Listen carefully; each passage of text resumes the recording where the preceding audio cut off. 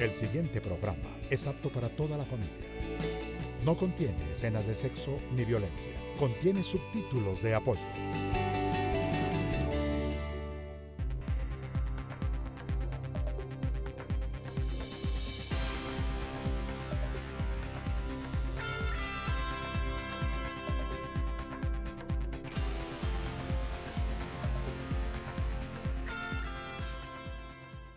Buenos días, mi nombre es Mario Morales, defensor del televidente del Canal 1. Bienvenidos a Uno TV, el espacio de todos ustedes, los televidentes de este canal. Aquí ustedes opinan, proponen, discuten, evalúan lo que pasa en nuestras pantallas. No dejen de participar.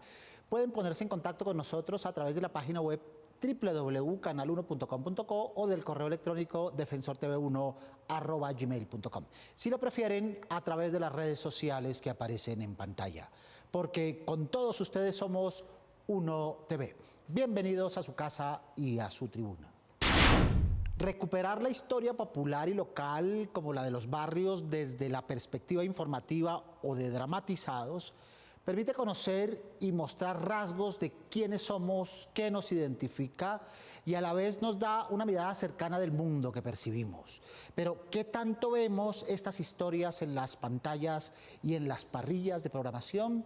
Con la diversificación de contenidos en múltiples plataformas que da cabida a muchas historias, ¿tienen estas, las de los barrios, posibilidades de aparecer?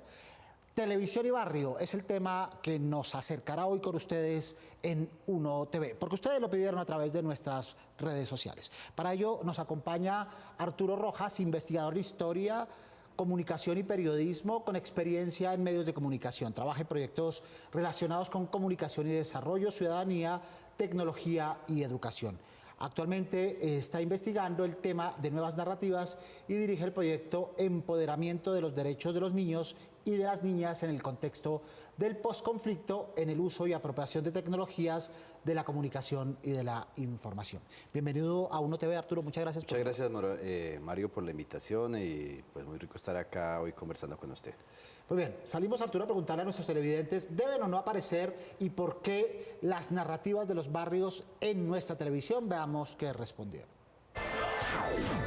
Hola, mi nombre es María Elena Quintero. Yo considero que los barrios sí deben ser visibilizados a través de los medios de comunicación tan importantes como la televisión. Los barrios no son escenarios donde habita la gente, los barrios son escenarios de fuerzas políticas vivas, de necesidades, de potencialidades, de problemáticas, y si no se conocen, pues difícilmente habrán planes de desarrollo que apunten a la particularidad que tiene cada uno de ellos.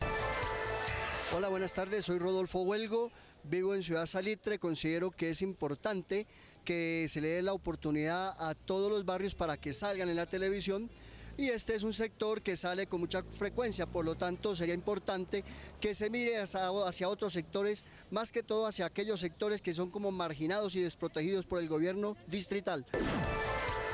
Yo me llamo Jaime Reinaldo Fajardo y me gustaría que mi barrio salga en televisión porque lo van a conocer el sector, se van a ver las situaciones, las necesidades que tiene el barrio y mucho mejor para mi barrio. Oscar Correa, sí considero que mi barrio, es importante que el barrio salga en televisión porque se pueden observar las problemáticas que puede tener y buscarles mejores soluciones. Bien, el barrio como universo de narración. ¿Es válido? A veces los televidentes dicen, no, es que el barrio solo le interesa a los habitantes de esa localidad. ¿Es importante que aparezca el barrio, Arturo? Sí, por supuesto, Mario. Es muy importante que los barrios estén en la televisión, estén en los medios de comunicación, precisamente porque hoy en un mundo globalizado los problemas de las localidades también son los problemas del país, son los problemas de la región, son los problemas de muchas partes del mundo.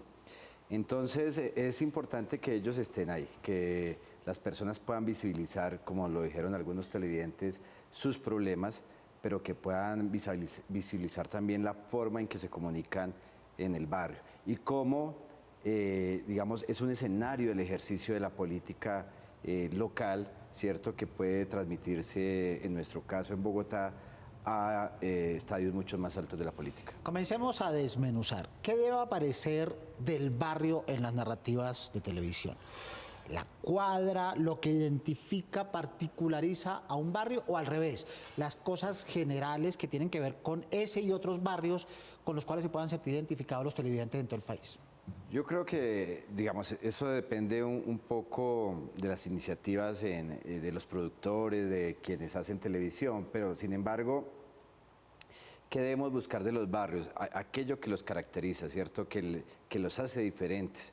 En Bogotá, por ejemplo, encontramos que el barrio o la localidad de Kennedy tiene unas diferencias frente a la localidad de Suba, a pesar de ser localidades que en términos de estratificación son similares, pero tienen diferencias en la forma en cómo se comunican, cómo interactúan, ¿cierto? En sus relaciones con quienes ejercen el poder dentro del barrio. Entonces hay que buscar las particularidades. Cuando hablamos de barrio, decíamos, hablamos de lo local. Y en canales nacionales como este, particularmente, ¿debe aparecer el barrio? Yo creo que sí, por supuesto. Un poco lo que le pasa al país es la falta de reconocimiento del otro. Y que aparezca el barrio, que el barrio esté en la pantalla, es una forma de reconocer la diversidad. Es válido, los televidentes critican esto, pero es válido, por ejemplo, que un informativo hable del hueco determinado en la calle tal, con la carrera tal, de tal barrio. A veces no excluye o distancia a televidentes que no tienen nada que ver con ese sector. Sí, se le hace esa crítica a los informativos en el sentido en que a veces los pequeños problemas de los barrios no tienen importancia nacional, y en este caso, como en este canal que es nacional, de pronto a las personas de otras regiones no les interesa lo que pasa en un barrio en Cali. Sin embargo, hay aspectos que tienen que ver con los barrios que, como lo dije hace un momento, digamos, de alguna manera tiene que ver con muchos barrios, ¿cierto? Con muchos barrios y muchas localidades. Entonces creo que es válido. Por supuesto, lo que hay es que hacer un buen recorrido y no quedarse en determinados sectores como si fuera la representación del todo. ¿Narrar el barrio es narrar lo popular? Yo diría, dependiendo de lo que consideremos lo popular, ¿cierto? Pero si concebimos popular como aquello que hace parte de determinados estratos, ¿cierto? Que es un concepto que se trabaja a veces, o determinados sectores donde los ingresos son bajos, yo diría que no necesariamente es lo popular. Pero si hablamos de la cultura popular, sí podríamos decir que es una forma de ver ese universo social que tiene ese barrio, ¿cierto? Y anclarlo con la realidad de la gente. Así es. También nos acompaña Harold Trompetero. Él es comunicador social de la Universidad Javeriana y publicista de la Universidad Jorge Tadeo Lozano. Estudió cine en Cuba y en España, también en Francia, y ha sido director de series y telenovelas, videos musicales, videoarte, largometraje, en fin. Harold, teniendo en cuenta que la construcción del lenguaje audiovisual para televisión es diferente a la del cine, y aprovechando su experiencia en la pantalla chica, en programas como Cartas a Harrison y Amor a Mil, ¿cuáles cree usted que son las historias, esas particulares que deben ser creadas para generar una mayor cercanía de las personas con sus barrios, con sus localidades y con sus vecinos? Yo pienso que a nivel audiovisual deberíamos volver a las bases. Creo que deberíamos volver a la historia cotidiana de la familia, del protagonista de barrio, del papá que sale a buscar el pan de cada día, de la mamá que lucha por sacar a sus hijos, la madre soltera, las historias básicas y cotidianas que nos contaron, historias como Don Chinche, historias como Yo y Tú, historias como la misma Betty la Fea. Creo que hay que retomar un poco eso y olvidarnos un poco de tanta realidad que nos impacta. O sea, creo que el problema no es que haya sicarios ni que haya narcotraficantes, sino que no estamos reflexionando en el seno de la sociedad para ver por qué se están generando esos problemas. Obviamente, aparentemente, crea más rating esos personajes pues sangrientos, esos personajes como morbosos, como a veces escatológicos, otras veces pues amarillistas, pero yo creo que la audiencia reclama a gritos que se identifique ella con ella misma. Ejemplos se han dado en los últimos años, o sea, La Niña creo que es un caso de esos personajes que están salidos de esa realidad, pero que son la particularidad de esa realidad y que son más internos. Los Umaña, por ejemplo. Han habido algunos casos muy contados, incluso los Sin Tetas No Hay Paraíso, creo que logra de una forma narrar ese reflejo de lo que somos como sociedad, sin irse a esos extremos morbosos ni eso. Creo que el fracaso del comandante muestra un poco qué es lo que no queremos ver. Y sí, lo que queremos ver, entonces lo que queremos ver es historias ancladas a lugares que nos aten a hechos verosímiles. Ubicar en un barrio hace que de pronto la historia sea más verosímil y no que sea un lugar neutro, inidentificable y que la gente no sepa de qué echar mano. Por supuesto, anclar, como dices, esas historias en las realidades en donde nosotros hemos estado inmersos hace que las personas se sientan identificadas, ¿cierto? Y se sientan identificadas con esos problemas, con esos diálogos, ¿cierto? Y en el caso de la ficción, con esos mismos actores como representantes de algunos actores sociales del barrio.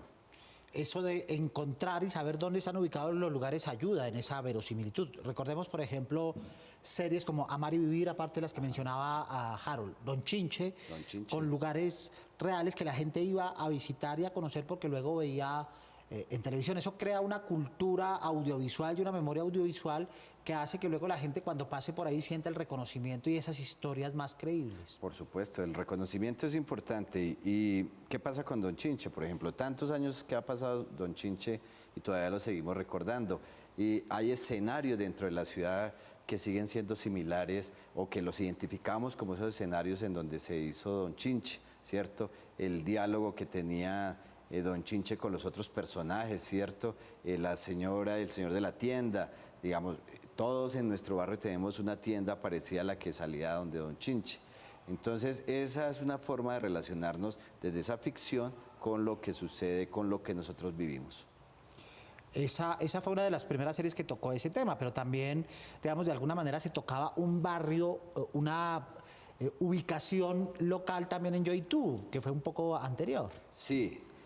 Aunque Yo y Tú, digamos, era más, su escenario era interiores, ¿cierto? Sí. Pero efectivamente, y Yo y Tú tiene una particularidad y es, digamos, que tocaba una clase social media alta, ¿cierto? Contrario a lo que pasaba o lo que sucede en una buena parte de las series que se hacen de barrio. Y que aunque era comedia, digamos, lo trabajaban con muchísima altura. Los Vitorinos también, claro, como se conoció popularmente. O Guerra y Paz, ¿no? Pandillas, Guerra y Paz. Guerra y Paz, digamos, que muestra lo que sucede en un barrio, a veces exagerando algunos episodios, pero digamos, identifican algunos actores también. Hay un cierto grado de analogía, un poco pasa con ciertas ciudades icónicas en el mundo, lo que ha pasado con Nueva York, por ejemplo, que ha sido tan narrada en el cine, que genera un cierto grado de afecto y de reconocimiento con la ciudad, también puede pasar con un grado de afecto y reconocimiento con el barrio, afecto de verdad, ¿no? Por supuesto, yo considero la migración que tiene, por ejemplo, Bogotá, digamos, a través de estas series, hay personas que vienen de otros lados de la ciudad y empiezan a tener un afecto o un reconocimiento previo que tienen ya de la ciudad a través de las series. Muy bien, ¿hay interés entre productores, directores, realizadores por trabajar las historias de barrio? Yo trabajo con una facultad donde hay producción de televisión y yo creo que hay interés y como lo mencionabas al principio, a través de esos nuevos soportes también se está viendo las historias de barrio. Entonces yo creo que hay interés, falta de pronto para los nuevos realizadores un poco de apoyo en ese sentido, pero historias en los barrios hay cantidades. Por montones. Sí. Y comunes. En Uno TV, ustedes, nuestros televidentes, tienen la palabra. Veamos qué dicen en nuestra primera tribuna.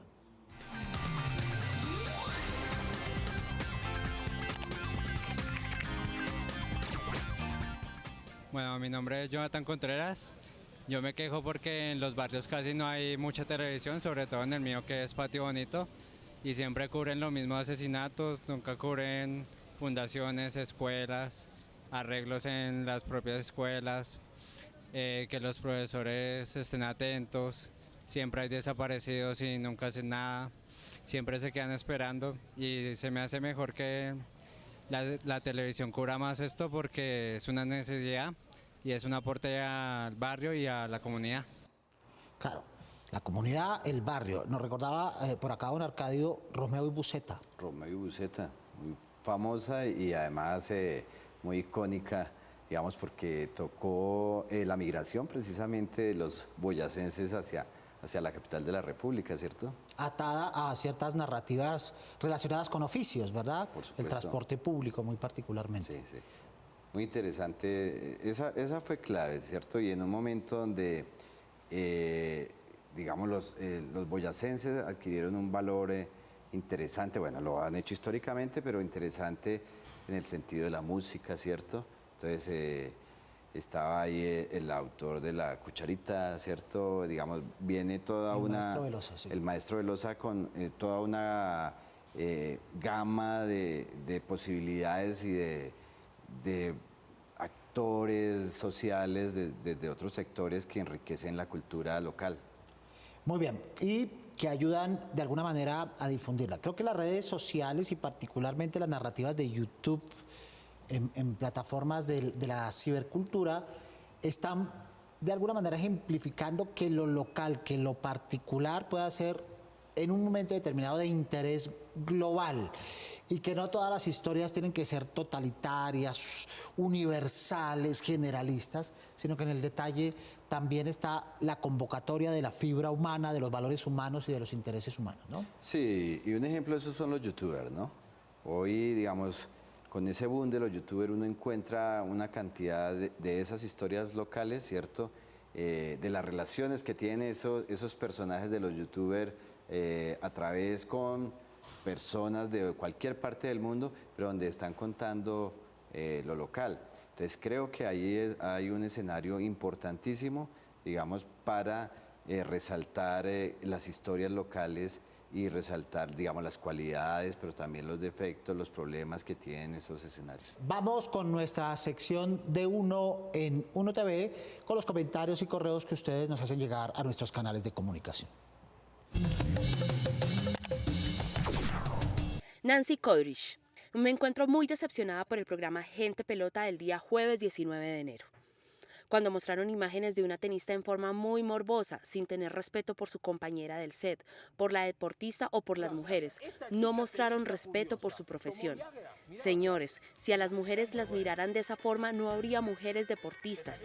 Les pido por favor respeto al género y a la audiencia, o abrirles un espacio a estos señores a medianoche para que puedan desahogar sus lujurias. Siento ser tan dura, pero estoy muy indignada. Muchas gracias. Buenos días, señora Kudrich.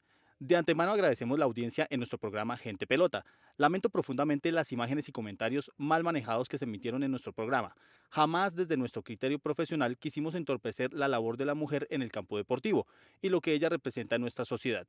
Agradecemos reciban nuestras sinceras disculpas y estamos seguros de que este tipo de situaciones no volverá a presentarse. Nuevamente muchas gracias por su audiencia. Saludos cordiales, Arian Magnoli, CMI Televisión. Muy bien, para quienes nos preguntan cómo comunicarse con nosotros a través de estas secciones, lo pueden hacer a través del correo defensortv1@gmail.com. Ahí pueden escribirnos y contarnos lo que a bien tengan. Lo mismo a través de las redes sociales, tanto si lo hacen público o a través de la mensajería interna para poder interactuar con ustedes. Regresemos con nuestro experto Harold Trompetero. Usted, Harold, nos ha mostrado toda clase de cotidianidades en sus películas, en sus realizaciones, desde el inmigrante de calle en Riverside, por ejemplo, pasando por la del extranjero que viene al país y nos conoce en Mi Gente Linda, Mi Gente Bella, que es otra de sus producciones, hasta la de El Paseo. ¿Cuál de todas estas se aproxima más a la realidad de una historia de barrio donde las personalidades son un poco más reales y cuando las plasma, qué elementos sociales son los que prefiere mostrar en pantalla? Yo considero que todas las películas que he hecho de alguna u otra forma plasman personajes de barrio. A mí lo que me interesa muchísimo es mostrar la interacción que hay y la movilidad social que hay al interior de las pasiones que se viven entre los personajes que cohabitan, como los sentimientos, como esa forma en que nos relacionamos sentimentalmente. Para mí eso es lo más importante y esos sentimientos están atravesados por muchos valores y elementos, valores como la familia, valores como el dinero, valores como la ética. Entonces yo lo que trato es de atravesar estos personajes por valores que nos cuestionen sobre lo que somos, haciendo reír, básicamente. Muy bien, hace aportes interesantes Harold en este sentido y es el barrio asociado a ciertas cosas de lo que somos, la familia, por ejemplo, sí. La amistad, los amigos, ¿verdad?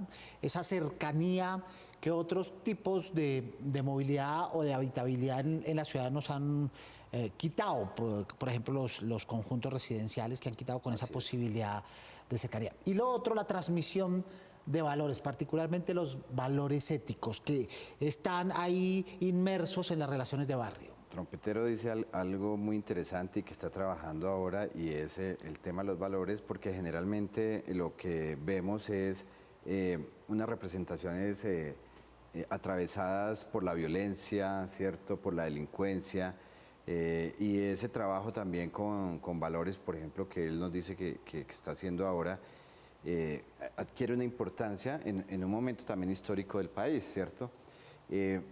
Y me parece que hay que buscar esas otras representaciones que hay de las realidades.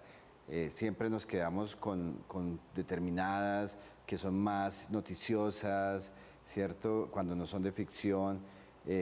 Y hay una cantidad de relaciones que uno tiene con el otro, con el común, que pueden ser explotadas a través de la televisión, explotadas por supuesto, positivamente. Hay una cosa curiosa que nos comentaban nuestros televidentes cuando les preguntábamos qué historias recordaban y les venía a la memoria particularmente padres e hijos. ¿Padres e hijos puede asociarse a narrativas de barrio? ¿Hay algo ahí? Diría que hay algo, hay algunos escenarios y algunas escenas dentro de padres e hijos que permitían esa relación con el barrio.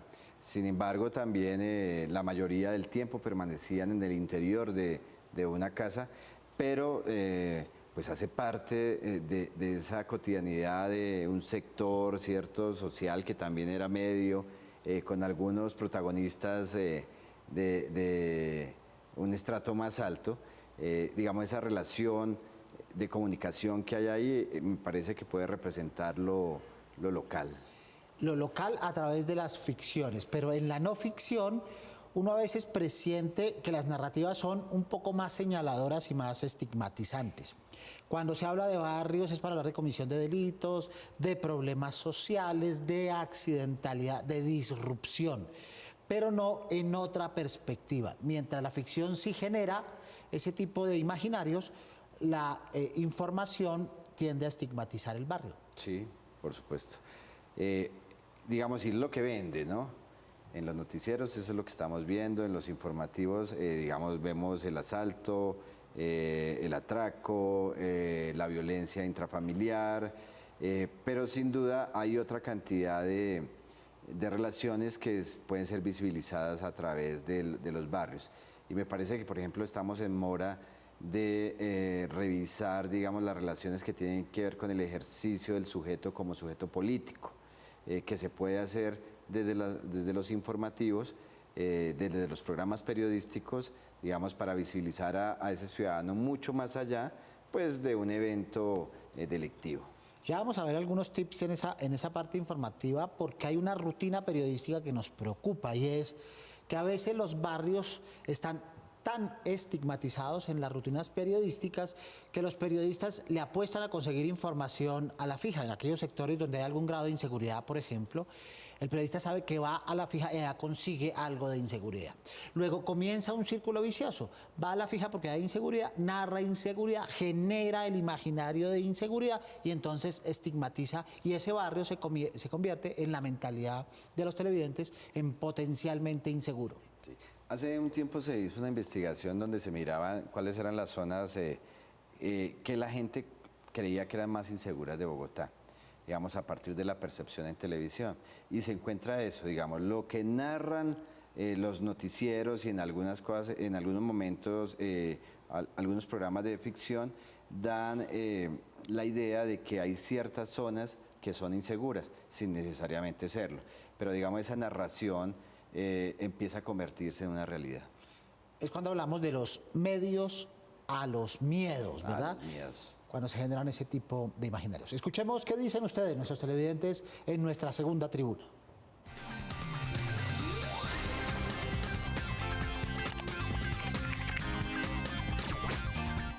Hola, mi nombre es Natalia, bueno, y me quejo porque en mi barrio hay mucha delincuencia y siento que los medios no le prestan la suficiente atención.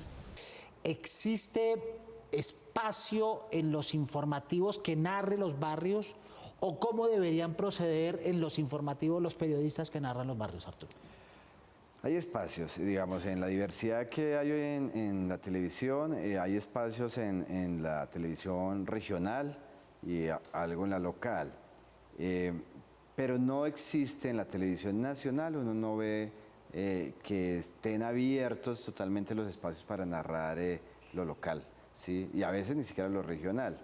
Me parece que hay que hacer un trabajo todavía en eso para ver cómo se introduce lo local, pero sin duda volvemos a la discusión inicial y es, ¿será que los noticieros nacionales se deben quedar en lo local? Yo creo que deben hacer unas representaciones locales que impacten lo nacional. ¿Qué géneros, por ejemplo, son más apropiados para hacerlo? Porque uno entiende que, por ejemplo, la noticia cuando da la ubicación habla del barrio y ahí queda, pero no hay contexto. La crónica, por ejemplo... La crónica, yo creo que la crónica, porque logra visibilizar actores, ¿cierto? Porque logra visibilizar valores, emociones. Me parecería que la crónica es uno de los géneros que más se debería trabajar en torno a lo que sucede en las localidades, a lo que sucede en los barrios. Y porque cumple además con otros objetivos, ese de la parte por el todo, que es la famosa sinécdoque, es decir, se narra una parte y está expresado el todo, pero también por los contextos, brinda contextos y no nos quedamos únicamente con el detalle disruptivo marginal, sino que hay una problemática narrada en el género crónico. Además, la narrativa permite que sea muy agradable, ¿cierto? Que sea fácil de comprender, que los actores se vean tal y como son, que las emociones también se puedan mostrar fácilmente. Me parece que ese género en la televisión, que hay experiencias muy interesantes que se han hecho, permite que podamos mostrar las representaciones que hay de las localidades y de lo que sucede en las localidades. Sobre todo porque a través de esas narraciones de barrios y localidades también construimos imaginarios para quienes nunca han vivido en barrios, tal y como los concebimos en Bogotá y en el resto del país, que son sitios de cercanía, de hermandad, también de conflictos, por supuesto, también de diferencia, pero sobre todo de comunidad. Sí, de encuentro, ¿no? Lo que pasaba en los barrios tradicionales, donde la calle era el sitio del juego, ¿cierto? De jugar fútbol, de encontrarse a jugar, no sé, la lleva, Soldado Libertador, una serie de juegos que existían, ¿cierto? El lugar donde los vecinos se colaboraban, no solamente en términos de seguridad, que es lo que hoy la gente tiene más miedo por lo que sucede, sino en términos de si faltaba el azúcar, el vecino colaboraba, ¿cierto? El lugar, por ejemplo, esa relación que tenía con el negocio de la esquina, donde le fiaban, digamos, hay una serie de interacciones que son muy interesantes y que, como lo dice bien Mario, hoy se han perdido cuando se vive en conjuntos residenciales, ¿cierto? Y sobre todo en edificios. Es una constante decir que se vive en edificios y no se conoce al vecino. El barrio como familia grande, ¿verdad? Por supuesto. La familia extendida. ¿Qué recomendamos narrar? Porque habla de lo que somos y lo hace referenciando lo general. Arturo, muchas gracias por habernos acompañado. Gracias, Mario, por la invitación y muy interesante este tema. Esperamos que se produzca mucho sobre esto en los canales. Muy bien, hay una posibilidad narrativa. Y a todos ustedes, televidentes del Canal 1, los esperamos todos los sábados. A las 10:30 de la mañana la cita, no se olviden de ver 1 TV. prográmense con nosotros. Pueden escribirnos desde la página web www.canal1.com.co o desde el correo defensortv1@gmail.com. Si lo prefieren, venir aquí a la Avenida El Dorado 85D55 en Bogotá, donde los escucharemos con sus dudas, quejas o inquietudes sobre la televisión. No olviden seguirnos en las redes sociales que aparecen en pantalla, porque con todos ustedes somos Uno TV. Soy Mario Morales, defensor del televidente del Canal 1. Nos vemos el próximo sábado, Dios mediante. Feliz fin de semana.